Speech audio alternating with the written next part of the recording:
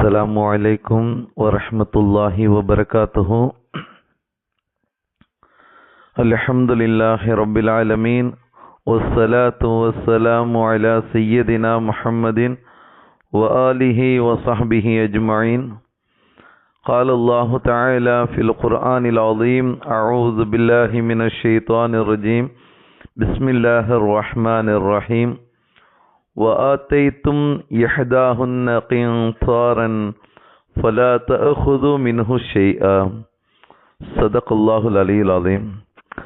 சர்வ புகழும் புகழ்ச்சியும் இவ்வுலகை படைத்து பரிபாலித்து கொண்டிருக்கக்கூடிய எல்லாமல்ல அல்லாஹ்விற்கே. எல்லாமல்ல அல்லாஹ் ரப்புல் ஆலமீன் மேற்காணக்கூடிய திருமறை வசனத்தின் மூலமாக இவ்வாறு குறிப்பிட்டு காட்டுவான். வஆத்தைத்தும் யஹதாஹுன்ன क़ின்தாரன் ஃபலா தஅख़ுது மின்ஹு ஷைஆ. முந்தைய மனைவிக்கு ஒரு பொருட்குவியலையே கொடுத்திருந்த போதிலும் அதிலிருந்து எதையும் திரும்ப எடுத்துக்கொள்ளாதீர்கள் என்பதாக அல்லாஹு தஆலா குறிப்பிட்டு காட்டுகின்றார்.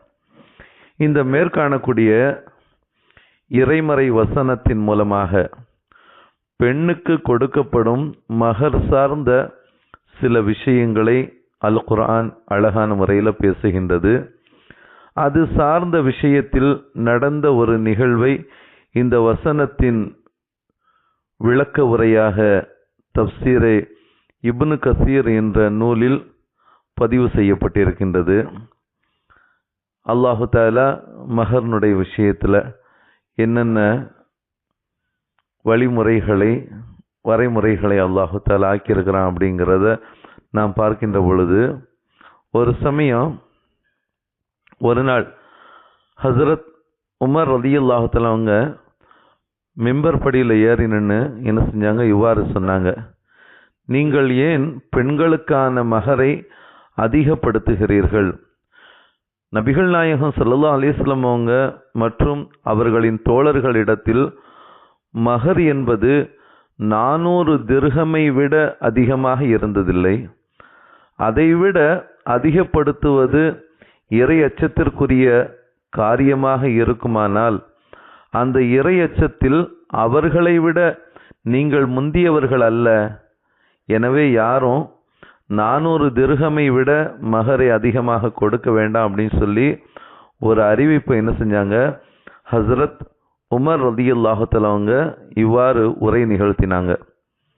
இந்த செய்தியை அறிந்த ஒரு பெண்மணி ஹசரத் உமர் ரலியல்லாஹு தஆலா அவர்களின் உரையை குறுக்கிட்டு, அவங்க பேசக்கூடிய வார்த்தையை குறுக்கிட்டு சொன்னாங்க. ஒரு வார்த்தையை, எல்லாமல்ல அல்லாஹ் ரப்புல் ஆலமீன் குர்ஆனின் 4வது அத்தியாயமான சூரத்துன் நிசாவின் 20வது வசனத்தில் மகரை குறித்து அல்லாஹு தஆலா பொற்குவியல் என்று கூறுகிறான்.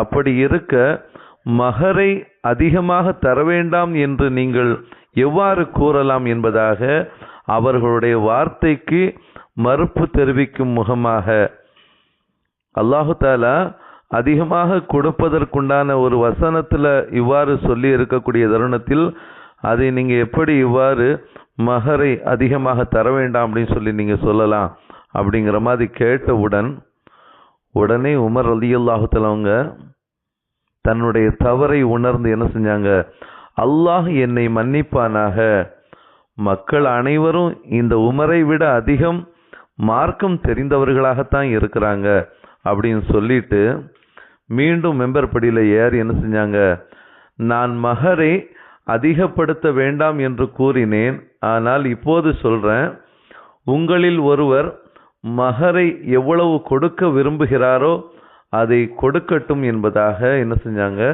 ஹசரத் உமர் ரலியல்லாஹு தஆலா அவங்க சொல்றாங்க.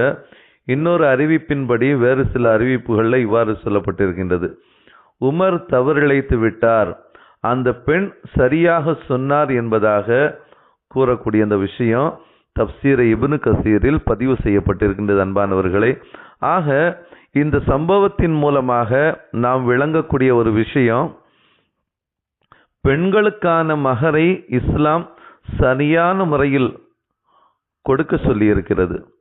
அதனை மாற்றி அமைக்கின்ற உரிமையோ அதிகாரமோ ஆட்சி புரியக்கூடிய ஒரு ஜனாதிபதிக்கு கூட கிடையாது என்று இச்சம்பவத்தின் மூலமாக உணர்கின்ற அதே நேரம், ஒரு ஜனாதிபதியின் கருத்துக்கு எதிராக தன்னுடைய கருத்தை பதிவு செய்கின்ற உரிமையை ஒரு சாதாரண பெண்ணுக்கும் இஸ்லாம் வழங்கி இருக்கின்றது என்பதை நாம் விளங்கிக் கொள்ள முடிகின்றது அன்பானவர்களே.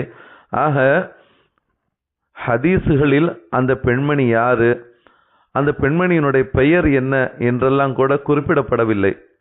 அப்படி என்றால் நாம் விளங்கக்கூடிய ஒரு விஷயம் என்ன அப்படிங்கிறத நாம் பார்க்கின்ற பொழுது, அந்த சாதாரண பெண், முன்பின் அறிமுகம் இல்லாத அந்த பெண்ணாகத்தான் அந்த பெண் இருக்க முடியும் என்பதை விளங்க முடிகிறது.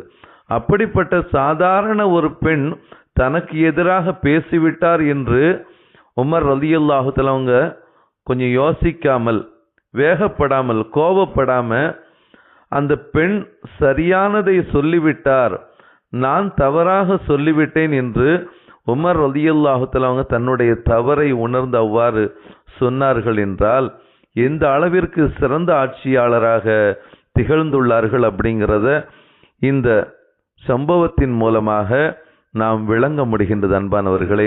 ஆக இந்த உலகத்தில் நாம் வாழ்கின்ற பொழுது நாம் சொல்லக்கூடிய சில விஷயங்கள், அது நம்முடைய சமூகம் சார்ந்து இருக்கலாம் அல்லது நம்முடைய குடும்பம் சார்ந்து இருக்கலாம். நாம் ஒரு விஷயத்தை சொல்லி அது தவறான கருத்தாக இருக்கும் பட்சத்தில் அதற்கு எதிர்ப்பு தெரிவிக்கும் முகமாக கருத்து சொல்லப்பட்டால் அது மார்க்கம் சார்ந்த விஷயமாக இருக்கும் பட்சத்திலும், நேர்மையாக இருக்கும் பட்சத்திலும் அதை ஏற்றுக்கொண்டு நம்முடைய தவறுகளை திருத்திக் கொள்ள வேண்டும், நேர்மையாளர்களாக வாழ வேண்டும், மார்க்கத்தை பின்பற்ற வேண்டும் என்பதை இந்த வரலாற்று குறிப்பு ஒரு சிறந்த பாடத்தை தரக்கூடியதாக இருக்கின்றது. அத்தகைய நேர்மையாளர்களாக, உண்மையை உரைக்கக்கூடிய, உரிமைக்கு குரல் கொடுக்கக்கூடிய ஒரு சிறந்த நல்லடியார்களாக அல்லாஹ் நம் அனைவரையும் ஆக்கி அருள்வானாக. ஆமீன். வாஹிர் தஅவானா அனில் ஹம்துலில்லாஹி ரப்பில் ஆலமீன். அஸ்ஸலாமு அலைக்கும் வரஹ்மத்துல்லாஹி வபரகாத்துஹு.